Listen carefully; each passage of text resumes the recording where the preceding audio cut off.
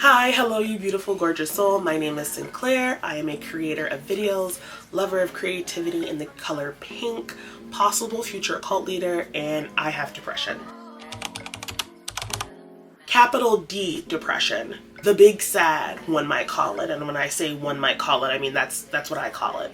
It's something that I've been actively conscious of and diagnosed with the last 6 years, but it's something that I've definitely been trying my hardest to do everything that I can in my power to make sure that I don't fall into certain behaviors or patterns that actually negatively impact my life. At the end of the day, you know, I have mental health issues, and one of the biggest things about having mental health issues is trying to lessen the effects of it so that your life doesn't get so messed up. This is also where I'm gonna throw in a quick disclaimer because my therapist told me to. I am not a medical professional.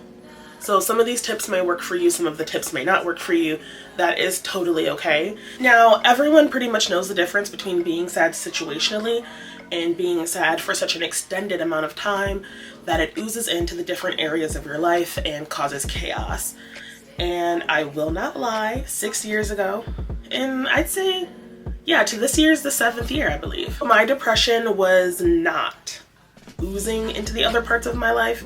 It was a full-on body infection that was threatening to take over everything. I had dropped out of community college. I was crying for hours at a time. It was extremely difficult to take care of the toddler that I had and the newborn baby that I just had. I had decided, again, to try school. It did not work out for me. I wasn't leaving my house for days on end. It was not a great time in my life. This is always hard to talk about because a part of me is a teensy bit. It's very rare for me that I am ashamed of my past or the things that I've done. But when it comes to me talking about depression, it always feels that I've did something wrong to end up being depressed. But that's just not how depression works. And I think that's a reason why I had an issue filming this video previously. It's really hard to think of the things that I did or the things that I didn't do while I was depressed, like showering every day, taking care of my kids, cleaning my house, making sure that my partners came home to a nice environment. Those things just wasn't my focus. My focus was simply surviving every single day. And that's not a place that anyone ever should be in. So I really wouldn't have gotten anywhere at any point in time if, once again, I did not open my mouth and ask for help. I thought that I was experiencing postpartum depression, which people are aware of. You're sad because you just had a baby, hormones, all that jazz. So I went to my follow-up appointment after I had given birth, a month or two after, and I was like, hey, I'm experiencing some depression symptoms. That was really hard for me to do. I remember being so nervous and being scared that they were gonna call CPS on me because I had depression. All that happened is that they helped me find a counselor that really worked with me. And I saw that counselor for a couple of months. It wasn't the best fit just because of the time and schedule, but she's actually the one that was like, hey babe, I hate to tell you this, but you actually aren't experiencing part of depression. You're just experiencing regular old depression. Which, I don't know, at the time wasn't funny, but right now as I look at it, it's kind of funny. It's a teeny bit funny. But I wouldn't have gotten anywhere if I didn't seek help and ask for help. And I know that does come from a place of privilege because not everyone has access to help. Not everyone has access to medical professionals. Not everyone has access to a therapist. But if you do, please use that resource. So take yourself seriously. If you are at all feeling not normal, feeling like you don't want to exist, this isn't a flop era. You have depression. It kills me when people go, oh, I'm just in my flop era. Teehee. Nothing going on here. I just don't do anything and I don't speak to anyone and I don't go out with my friends and I no longer enjoy my hobbies.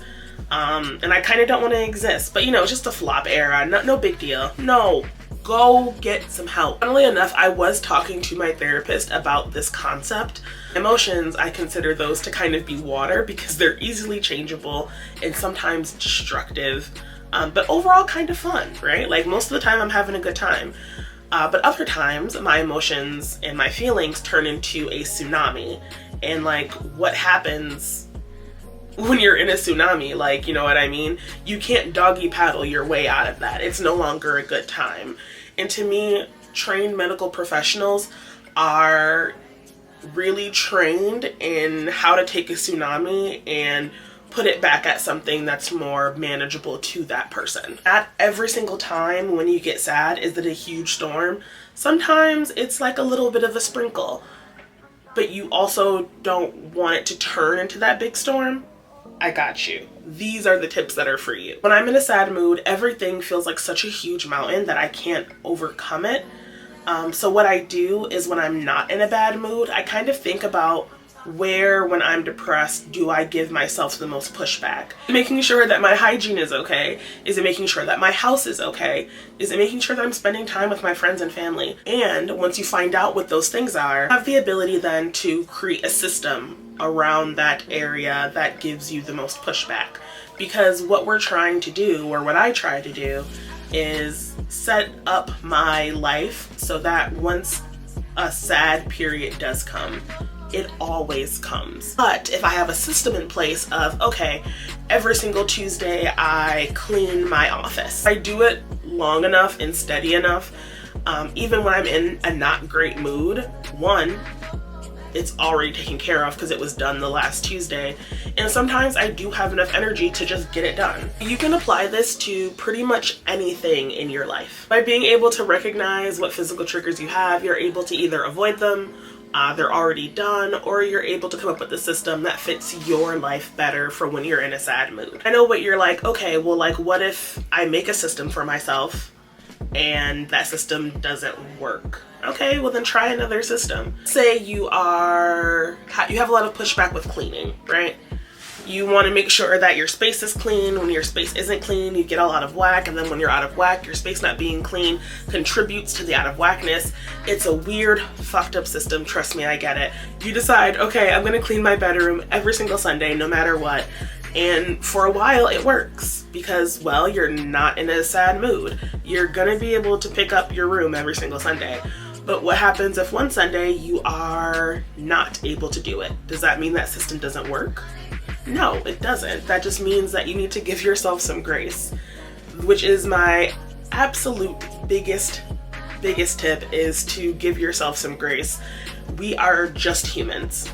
We are just humans with a wide variety of emotions. Sometimes systems can be set aside in order to rest. You know what I mean? Like, I have been actively working on myself the last 6 years, and guess what? I'm still sad sometimes.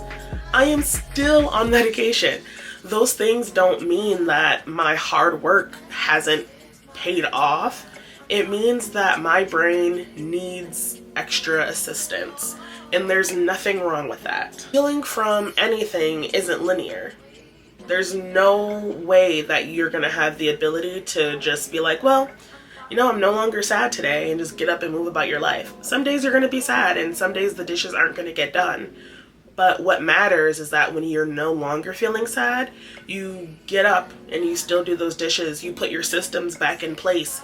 You make sure that you're doing everything that you can, so when that bad period comes back around, it's a little bit easier on you. I am not sure if this video is going to come out the way that I would like it to, but I am still going to try. I'm still going to give myself the grace, essentially. I'm gonna go. I hope you have an excellent rest of your day.